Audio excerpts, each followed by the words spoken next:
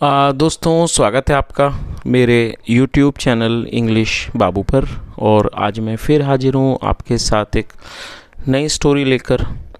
और दोस्तों, आज जो स्टोरी मैं आपके लिए लेकर आया हूँ ये एक मॉरल स्टोरी है। बहुत ही प्यारी और अच्छी कहानी है। कहानी सुनने में आपको मज़ा आएगा। उसके अलावा दोस्तों, आज की इस स्टोरी में आपको कुछ नए इंग्लिश के वर्ड मीनिंग सीखने को मिलेंगे, उनकी करेक्ट प्रोनाउंसिएशन के बारे में पता चलेगा। और हमेशा की तरह जो इसका ग्रामर का पार्ट है उसे बिल्कुल डिटेल में कवर करेंगे, तो एक एक स्ट्रक्चर को आप बड़ी आसानी से सीख पाएंगे।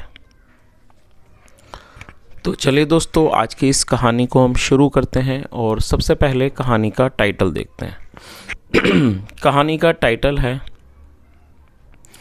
The thief and the sage. क्या मतलब हुआ दोस्तों? थीफ एक नाउन है जिसका मतलब होता है चोर, और सेज का मतलब होता है साधु संत को सेज कहा जाता है। The thief and the sage मतलब क्या हुआ कि चोर और साधु। तो दोस्तों, ये आज की इस कहानी का टाइटल है, शीर्षक है। और अब मैं इसे पढ़ना शुरू करता हूँ। आप लोगों से रिक्वेस्ट है कि आप कहानी को बिल्कुल ध्यान से सुने। और यदि आज की कहानी में आपको कोई भी नया वर्ड या फिर नया स्ट्रक्चर मिले तो आप उसे नोट करें, और यदि कहानी अच्छी लगे तो लाइक भी ज़रूर करें। तो चलिए इसको शुरू करते हैं। Once upon a time in the city of Patna there lived a thief whose name was Kalu. क्या मतलब हुआ? Once upon a time in the city of Patna, क्या अर्थ हुआ कि पटना एक समय की बात है, पटना शहर में देयर लिव्ड अ थीफ। दोस्तों, ये जो वाक्य है ये पास्ट इंडेफिनिट का अफर्मेटिव वाक्य है। और जब हम पास्ट इंडेफिनिट में कोई भी अफर्मेटिव का वाक्य बनाते हैं तो वहाँ सेकंड फॉर्म का यूज़ किया जाता है। लिव का मतलब रहना, निवास करना, सेकंड फॉर्म में lived. There lived a thief, एक चोर रहता था। Whose name was Kalu, whose मतलब जिसका, जिसका नाम कालू था। तो पूरी लाइन का क्या अर्थ निकला कि एक समय की बात है, पटना शहर में एक कालू नामक पटना शहर में एक चोर रहता था जिसका नाम कालू था। He often used to roam in the city at night to steal from people's house. क्या अर्थ हुआ? He often use to roam. दोस्तों, इस वाक्य में यूज टू का इस्तेमाल किया गया है, और यूज टू का प्रयोग पास्ट के वाक्यों में कंसिस्टेंसी को दर्शाने के लिए किया जाता है। जब हम कोई ऐसा वाक्य बनाएंगे जहाँ ये दर्शाएंगे पास्ट में कोई व्यक्ति किसी काम को बराबर करता था, तो ऐसे वाक्यों में यूज टू के साथ वर्ब की फर्स्ट फॉर्म लगाई जाती है। रोम का मतलब होता है इधर उधर घूमना। He often use to roam in the city at night मतलब वह अक्सर रात को शहर में घूमा करता था। टू स्टील चुराने के लिए, फ्रॉम पीपल्स हाउस लोगों के घरों से। One night he was passing by a house which was locked since several days. दोस्तों, पास बाय का मतलब होता है कहीं से होकर गुजरना। वन नाइट मतलब कि एक रात, he was passing by house. और दोस्तों, ये पास्ट कॉन्टिन्यूस का वाक्य है। पास्ट कॉन्टिन्यूस मतलब ऐसे वाक्य जहाँ वाक्यों के टेल पर राहता रही थी जैसे शब्द आते हैं। ऐसे वाक्यों में वॉज या वर्ब का इस्तेमाल हेल्पिंग वर्ब के रूप में किया जाता है। साथ में वर्ब की फोर्थ फॉर्म लगाई जाती है। फोर्थ फॉर्म मतलब कि आईएनजी फॉर्म। वन नाइट एक रात, he was passing by house वह एक घर से होकर गुजर रहा था। Which was locked seen several days जो कई दिनों से बंद था। He curiously peeped through the window of the house and saw a small lamp glowing inside. क्या अर्थ हुआ? He curiously peeped through the window. दोस्तों, क्यूरियसली एडवर्ब है जिसका मतलब होता है जिज्ञासा से। क्यूरियस एडजेक्टिव है जिसका मतलब होता है उत्सुक, जिज्ञासु। और एल जोड़ने पे ही एडवर्ब बन जाएगा, और एडवर्ब का मतलब होता है ऐसा शब्द जो किसी वर्ब की विशेषता के बारे में बताए। तो क्यूरियसली का अर्थ हुआ जिज्ञासा से, और पीप थ्रू का मतलब होता है झांकना। He curiously peeped through the window, उसने जिज्ञासा से, उत्सुकता से उसने खिड़की से झांका। ऑफ द हाउस मतलब घर की खिड़की से झांका। एंड सॉ और देखा, आ स्मॉल लैम्प ग्लोइंग इनसाइड कि एक जो छोटा लैम्प है, दिया है, ग्लोइंग इनसाइड वो जल रहा है, प्रकाश कर रहा है। आगे देखिए, he felt alarmed that somebody was inside। दोस्तों, अलार्म्ड का मतलब होता है किसी चीज़ के बारे में सचेत हो जाना। ही फेल्ट अलार्म्ड, वह सचेत हो गया, दैट कि समबडी वॉज इनसाइड, कि कोई अंदर है।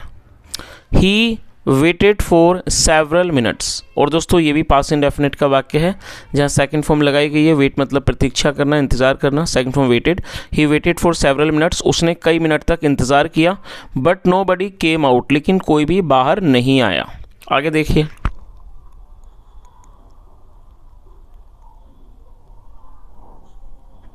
Kalu again try to look inside, और दोस्तों ये भी पास्ट इंडेफिनिट का वाक्य है जहाँ सेकंड फॉर्म लगाई गई है। Kalu again try to look inside, Kalu ने दोबारा मतलब फिर दोबारा अंदर देखने की कोशिश की, दोबारा अंदर देखने की कोशिश की। एंड सॉ, और देखा, अ कॉट, कॉट का मतलब चारपाई, उसने एक चारपाई देखी। एंड टू कपबोर्ड्स, और दो कपबोर्ड्स देखे। इन द रूम, कमरे में। He silently twisted the window, twist का मतलब घुमाना, मोड़ना, और साइलेंटली दोस्तों ये भी एडवर्ब है जिसका मतलब होता है खामोशी से, चुपचाप। ही साइलेंटली ट्विस्टेड द विंडो, और उसने खामोशी से विंडो को, खिड़की को मोड़ा। विंडो ग्रिल्स मतलब कि जो विंडो के जो ग्रिल्स थे उसको उसने ट्विस्ट किया, मोड़ा। And managed to enter the house, manage मतलब सफल हो जाना, और वो घर में प्रवेश करने में सफल हो गया। आगे देखिए। Few pieces of gold were lying scattered on the floor, दोस्तों स्कैटर्ड का मतलब है फैले हुए, ये एडजेक्टिव के तौर पर यहाँ पर प्रयोग किया गया है। Few pieces of gold were lying scattered on the floor मतलब कि सोने के कुछ टुकड़े फर्श पर फैले हुए पड़े थे। लाई मतलब पड़े होना, पड़े थे।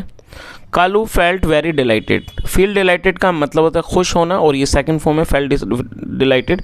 कालू बहुत खुश हुआ। एंड लकी, और भाग्यशाली। He thanked God and thought, उसने ईश्वर को धन्यवाद दिया। एंड थॉट, और सोचा। There is so much gold in this house, और उसने क्या सोचा कि there is so much gold in the house, की इन दिस हाउस। और दोस्तों ये जो वाक्य है ये सिंपल प्रेजेंट का वाक्य है जहाँ पर इज एम आर का इस्तेमाल हेल्पिंग वर्ब के रूप में किया जाता है, साथ में नाउन या एडजेक्टिव को लेकर वाक्य बनाया जाता है। तो उसने क्या सोचा, there is so much gold in this house, इस घर में बहुत सारा सोना है। If I take all of it today, यदि मैं आज ये सारा ले जाऊँ, I will never need to steal any more, मुझे दोबारा कभी भी चोरी करने की ज़रूरत नहीं पड़ेगी। चलिए आगे देखिए। Kalu hurriedly started picking up the pieces of gold in his cloth bag, दोस्तों हरीडली एडवर्ब है, इसका मतलब होता है जल्दी जल्दी किसी काम को करना। Kalu hurriedly started picking up the pieces of gold, pick मतलब उठाना, मतलब कालू जल्दी जल्दी सोने के टुकड़ों को उठाने लगा, पीसेस ऑफ गोल्ड उठाने लगा। इन हिज क्लॉथ बैग, अपने कपड़े के थैले में। But just when Kalu finished collecting all the gold, और जैसे ही but just when Kalu finish collecting all the gold, और जैसे ही कालू ने मतलब पूरा सोना इकट्ठा कर लिया। More gold pieces appeared on the floor, और भी जो ज़्यादा सोने के जो टुकड़े थे अपीयर्ड ऑन द फ्लोर, वो प्रकट हो गए फर्श पर। अपीयर का मतलब नज़र आना, प्रकट होना। तो पूरी लाइन का क्या अर्थ निकला, but just when Kalu finished collecting all the gold more gold pieces appeared on the floor, मतलब जब कालू सारे सोने के टुकड़े इकट्ठे कर चुका था और सोने के टुकड़े फर्श पर प्रकट हो गए। ही अगेन स्टार्टेड कलेक्टिंग दैम, वह दोबारा उन्हें इकट्ठा करने लगा। ग्रीडीली, लालच से। और दोस्तों ये भी एडवर्ब है, तो पूरी लाइन का क्या अर्थ हुआ कि he again started collecting them greedily, वह लालच से दोबारा उन्हें इकट्ठा करने लगा। इन दैट वे, उस तरह से। Whenever Kalu filled his bag with all the gold pieces, इस तरह से जब भी कालू अपने बैग को, थैले को इन सारे सोने के टुकड़ों से भरता। And wanted to leave the house, और जब वो घर छोड़ना चाहता। More gold appeared on the same floor, उसी फर्श पर और भी ज़्यादा सोना प्रकट हो जाता। चलिए आगे देखिए। He decided to stay back that night, decide का मतलब फैसला करना, निर्णय करना, और ये सेकंड फॉर्म है। He decided to stay back that night, उसने उस रात उस घर पर ठहरने का फैसला किया। एंड कलेक्ट मोर गोल्ड, और ज़्यादा सोना इकट्ठा करने का। एवरी टाइम इट अपीयर्ड, जब भी वो प्रकट होता। चलिए आगे देखिए।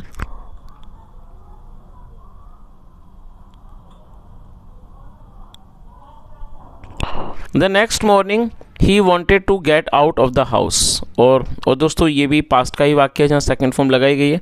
वॉन्ट मतलब होता है चाहना और ये सेकंड फॉर्म है। Next morning he wanted to get out of the house. अगली सुबह वह घर से बाहर जाना चाहता था, but felt afraid of being seen by someone, लेकिन उसे डर लगा, afraid of being seen by someone, कि उसे किसी के द्वारा ना देख लिया जाए। He was very scared and thought, scared का मतलब होता है डरा हुआ, भयभीत। ही वॉज वेरी स्कैर्ड, वो बहुत डरा हुआ था। एंड थॉट, और उसने सोचा, इट्स मॉर्निंग नाउ, अब सुबह हो गई है। If someone sees me with this gold in my bag, यदि कोई मुझे देख लेता है, with this gold in my bag मतलब मेरे थैले में सोने के साथ यदि कोई मुझे देख लेता है, then I would get arrested, फिर मैं पकड़ा जाऊँगा। And be killed for sure, और मैं पक्का है मतलब निश्चित तौर पर मैं मारा जाऊँगा। I can not even run now, और अब मैं दौड़ भी नहीं सकता। लेट मी हाइड, चलो मैं छुप जाता हूँ। हाइड मतलब छुपना, चलो मैं छुप जाता हूँ। And stay in side this house till two night, और आज रात तक इस घर में रहता हूँ। चलिए आगे देखिए। I would leave the house after sunset, sunset का मतलब सूर्यास्त होना, सूर्य अस्त होना, तो क्या अर्थ हुआ? और लीव का मतलब छोड़ना, रवाना होना। I would leave the house after sunset, मैं सूर्यास्त के बाद घर छोड़ूंगा या घर से रवाना होऊंगा। आफ्टर सम टाइम, कुछ समय के बाद, अ साधु ओपन द डोर, एक जो साधु थे, ओपन द डोर, और ये पास्ट का वाक्य है जहाँ सेकंड फॉर्म लगाई गई है। कुछ समय के बाद अ साधु ओपन द डोर, एक साधु ने दरवाज़ा खोला। एंड एंटर्ड द हाउस, और घर में प्रवेश किया। He found a bundle lying on the floor, और दोस्तों ये भी पास्ट का वाक्य है जहाँ सेकंड फॉर्म लगाई गई है।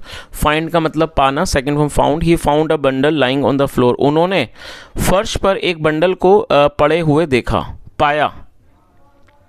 द साधु थॉट, साधु ने सोचा, who has left this bundle.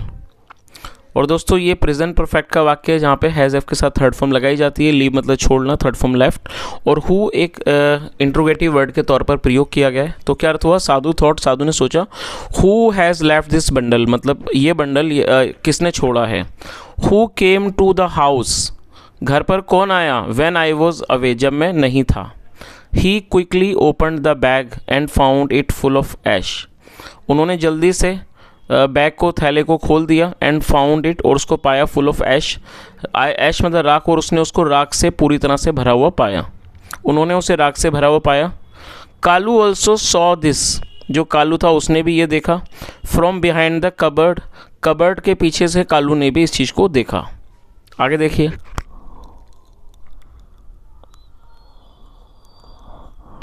But how could the gold pieces in my bag turn into ash, लेकिन जो सोने के जो टुकड़े हैं मेरे बैग में, वो बैग टर्न इनटू ऐश, वो राख में कैसे बदल सकते हैं। I had my self picked them, मैंने खुद उनको रखा था। एंड फिल्ड द बैग, और थैले को भरा था। वंडर्ड, वो चकरा गया। वंडर का मतलब था आश्चर्यचकित होना, वो आश्चर्यचकित हो गया। आफ्टर सम टाइम, कुछ समय के बाद, when the Sadhu was living the house, जब साधु जो थे वो मतलब कि घर से जा रहे थे, घर छोड़ रहे थे। Kalu appeared before him, appear का मतलब नज़र आना, प्रकट होना। जो कालू था, अपीयर्ड बिफोर हिम, वो उनके सामने आया। As he was very curious, क्योंकि वो बहुत ज़्यादा क्यूरियस था। क्यूरियस का मतलब होता है किसी बारे में उत्सुक होना, क्योंकि वो बहुत ज़्यादा उत्सुक था। टू नो द फैक्ट, सच जानने के लिए। ही सैड, उसने कहा, महाराज, आई एम अ थीफ, मैं एक चोर हूँ। उसने क्या कहा कि महाराज मैं एक चोर हूँ।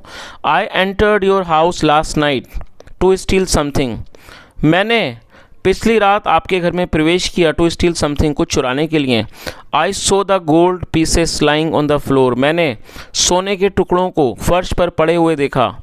I collected those pieces in my bag, मैंने उन टुकड़ों को अपने बैग में, थैले में इकट्ठा कर लिया। कलेक्ट मतलब इकट्ठा करना, second form collected. The bundle which you open is mine, जो बंडल विच यू ओपन, जो आपने खोला, इज़ माइन, वो मेरा है। बट नाउ, लेकिन अब, it is filled with ash, but now it is filled with ash, लेकिन अब ये राख से भरा हुआ है। आई डू नॉट अंडरस्टैंड, मैं नहीं समझता। How the gold pieces have changed into ash, कि जो सोने के टुकड़े हैं वो राख में कैसे बदल गए हैं। प्लीज़ एक्सप्लेन, कृपया समझाइए, कृपया समझाइए। आगे देखिए। द साधु सेड, साधु जी ने कहा, this house has divine influence. तो जो साधु जी थे उन्होंने क्या कहा कि ये जो घर है इसमें एक डिवाइन इन्फ्लुएंस है, मतलब इसमें दैवीय प्रभाव है। डिवाइन मतलब दैवीय, इसमें एक दैवीय प्रभाव है। एवरी नाइट, हर रात, द अर्थन लैम्प ग्लोज, जो अर्थन का मतलब मिट्टी का, जो मिट्टी का दिया है वो जलता है। And the gold pieces are scattered on the floor, और जो सोने के टुकड़े हैं वो फर्श पर बिखर जाते हैं। बट लेकिन when those gold pieces are collected, लेकिन जब उन सोने के टुकड़ों को इकट्ठा किया जाता है, दे चेंज टू ऐश, वो राख में बदल जाते हैं। God has brought you to this house, ईश्वर आपको इस घर में लाया है। सो दैट, ताकि यू लर्न अ लेसन, ताकि आप एक सबक सीखो। Greed is never a good habit, और दोस्तों ये भी सिंपल प्रेजेंट का वाक्य है जहाँ पर इसका इस्तेमाल हेल्पिंग वर्ब के रूप में किया गया है। तो आगे साधु जी ने क्या कहा, greed is never a good habit, और ग्रीड का मतलब लालच। दोस्तों ये नाउन है, आप इसे नोट कर लीजिए। ग्रीड कभी भी एक अच्छी आदत, मतलब लालच कभी भी एक अच्छी आदत नहीं होती। You must leave the bad habit of stealing, और दोस्तों मस्ट का प्रयोग आवश्यक सलाह को दर्शाने के लिए किया जाता है। उन्होंने क्या कहा कि you must leave the bad habit of stealing, आपको अवश्य ही चुराने की इस बुरी आदत को छोड़ देना चाहिए। Kalu touch the Sadhu sweet, Kalu ने साधु के पैरों को छुआ। एंड प्रॉमिस्ड, और उसने वादा किया, to leave his profession of stealing for ever, और उसने अपने इस चोरी करने के प्रोफेशन को हमेशा के लिए छोड़ देने का वादा किया। चलिए दोस्तों इस कहानी का जो मॉरल है वो भी देख लीजिए। क्या मॉरल है, it is never too late, मतलब कभी भी बहुत ज़्यादा देरी नहीं होती है, to change your bad habit, अपनी बुरी आदतों को बदलने में। चलिए तो दोस्तों इस तरह से ये छोटी सी कहानी यहीं ख़त्म होती है। और यदि आपको आज की कहानी अच्छी लगी हो, मेरा पढ़ाने का प्रयास भी अच्छा लगा हो, तो आपसे रिक्वेस्ट है आप इस वीडियो को लाइक करें, शेयर करें, चैनल को भी सब्सक्राइब करें। कोई भी सुझाव हो तो कमेंट में बताएं। यहाँ तक सुनने के लिए thank you so much. Have a nice day and bye.